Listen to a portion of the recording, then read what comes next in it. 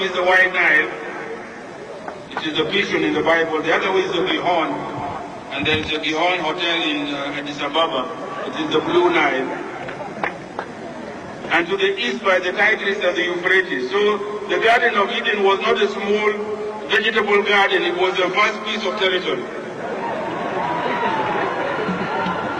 My own village happens to be just east of the Nile, so I fall in the Garden of Eden.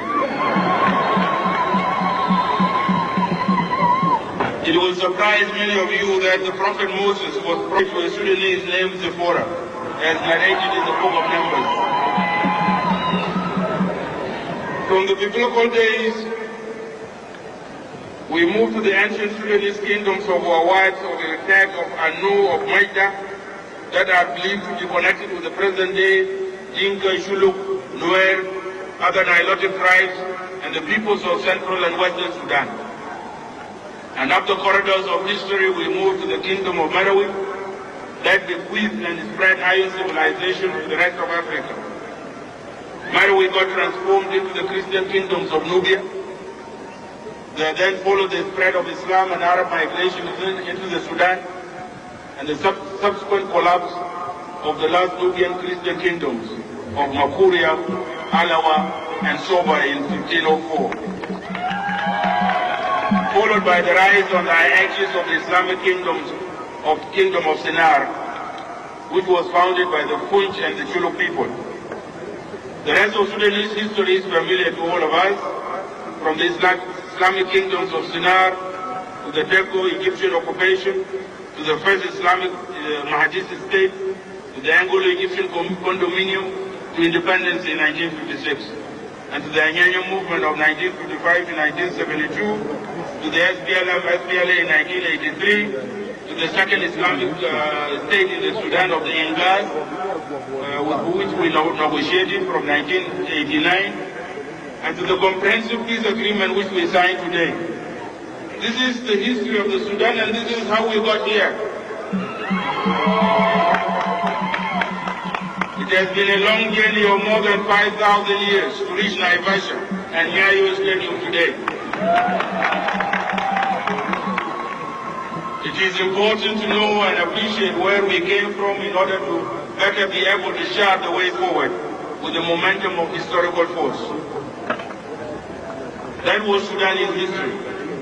As for the contemporary Sudan, we have more than 500 different ethnic groups, speaking more than 130 different languages. We have two major religions in the country, Islam and Christianity, and traditional African religions. Our contention in the SPLA is that the Sudan belongs equally to all the peoples that now inhabit the country, and its history, its diversity and richness is the common heritage of all Sudanese. The comprehensive peace agreement that we have signed today is based on these historical and contemporary objective realities of Sudan.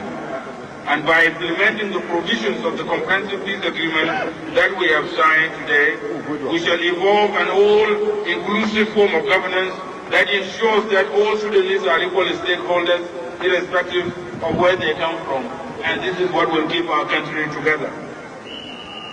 Furthermore, by adapting and applying the form of governance and wealth-sharing arrangements stipulated in the comprehensive peace agreement to other parts of the country with similar afflictions as the South, such as Darfur, Eastern Sudan, and other parts of the country, we can once again become a great nation that is voluntarily united in diversity rather than divided by diversity and forcibly kept under a coerced and fake unity. This is the context and the value of the comprehensive peace agreement we have signed today.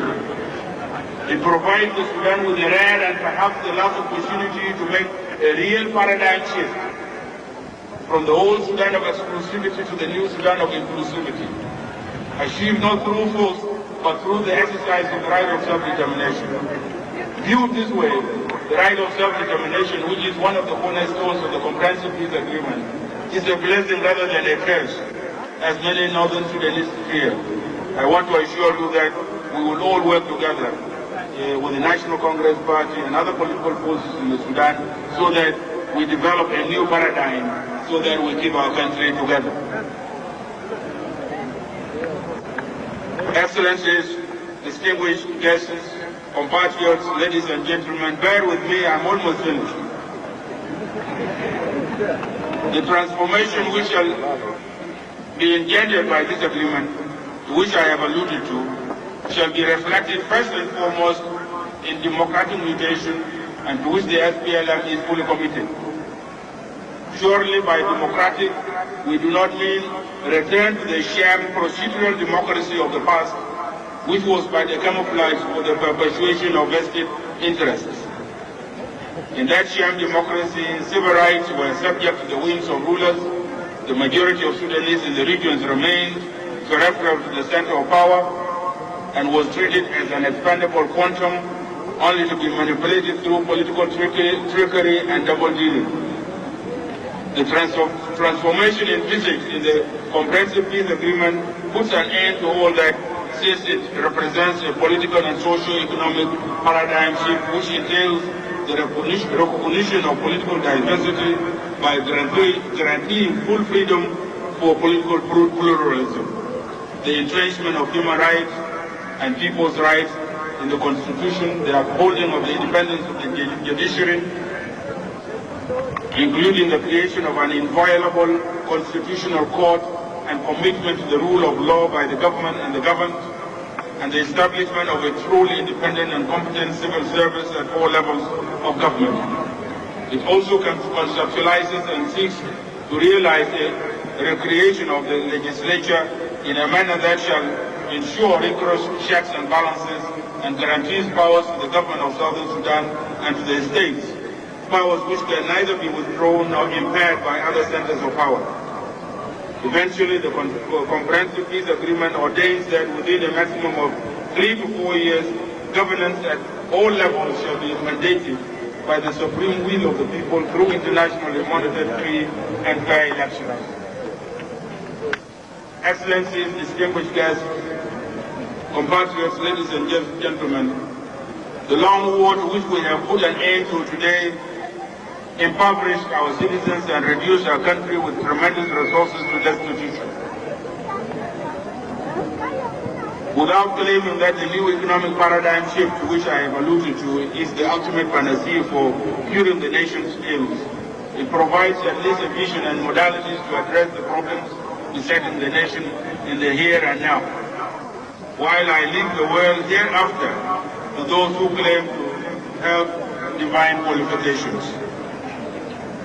In Southern Sudan and other war-affected areas, as well as in the slums of our major cities, the baseline from which we shall start development is shocking, and I will not bore you here with the statistics of the status of these parameters, such as prevalence of child malnutrition, primary education, mortality rates among children, rate of maternal mortality, rate of births attended by skilled health staff, access to improved water sources. This is statistics in Southern Sudan in particular and other war-affected areas are among the worst in the world. To combat this pervasive and humiliating poverty and political disenfranchisement, a general policy framework has been charted out and published in a booklet entitled SPLM Strategic Framework for War to Peace Transition. In summary, the SPLM shall articulate and implement a social, political, and economic development strategy and programs that include the following highlights. First, the SPLM shall adopt an economic development paradigm that emphasizes growth through rural development and transformation of traditional agriculture that is integrated with agro-industries. We must transform the present subsistence traditional agriculture in Southern Sudan and other areas through technological innovations, making agriculture the engine of growth, and agriculture as the engine of growth will literally be fueled by oil. The building of dikes for flood control and canals and underground water development for irrigation will be priorities to guarantee crop production. Secondly, the SPLM will change the urban bias and center-focused development paradigm, in favor of rural and decentralized development.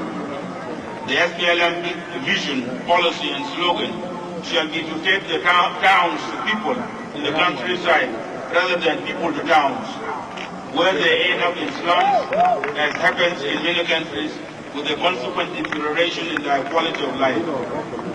Rural small town planning and rural electrification will therefore be priorities. Thirdly, the SPLM shall emphasize and develop new ways of delivery of social services. As we move to the new era of peace, the people of Sudan, particularly in the war-affected communities, face formidable social and economic problems and also tremendous opportunities. The major problems that require immediate attention fall in the areas of health, education and water. We must find new ways to rapidly and efficiently deliver these services. For example, constructing windmills all over the rural Sudan to provide clean drinking water and build micro dams for generating small-scale hydroelectric power for rural towns, as well as the use of solar, wind and biomass energy sources. Fourthly, the SPLM shall accept all efforts to build physical infrastructure, roads, rail and river transport and telecommunications. There has never been any tarmac road in the new Sudan since creation, since the days of Adam and Eve. And this is an area the size of Kenya, Uganda, Rwanda and Burundi put together. The SPLM vision for transport infrastructure is at 3 levels: to develop regional linkages within Southern Sudan and with the neighbors and with Northern Sudan, and to involve the state and local communities in this infrastructure building. Fifthly and finally, in terms of social and cultural parameters, the SPLM shall adopt strategies and programs that shall restore and achieve dignity of people of the Sudan through social and cultural empowerment. Programs will include information and media, radio, TV, print, promotion of New Sudan arts, songs, dances, theater of New Sudan, sports, development of local languages and cultures by the various communities of the Sudan, archives of the struggle and modern history of Sudan, archaeology, antiquities and ancient history of Sudan, Africa and the Middle East, so that we can find our rightful place in the world. Excellencies, distinguished guests, ladies and gentlemen, to conclude, the Comprehensive Peace Agreement and safeguards full compliance with the requirements of the agreement. The SPLM will work in partnership with the National Congress Party. The objectives of this partnership is to ensure a sincere and comprehensive peace agreement in both letter and spirit, and to provide, within the parameters of this agreement, permanent solutions to the problems inherent in Sudan's cultural, social and political diversity. Failure to appreciate the wealth in diversity was another cause of national crisis.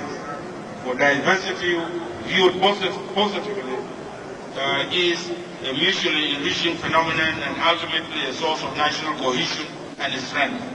Viewed otherwise, that is, as a source of dissimilarity or distinction, it shall lead inevitably to the ultimate disintegration of the country as threatened today, and which, at all costs, we must avoid. Furthermore, the partnership does not mean abandonment of political allies by any of the two parties.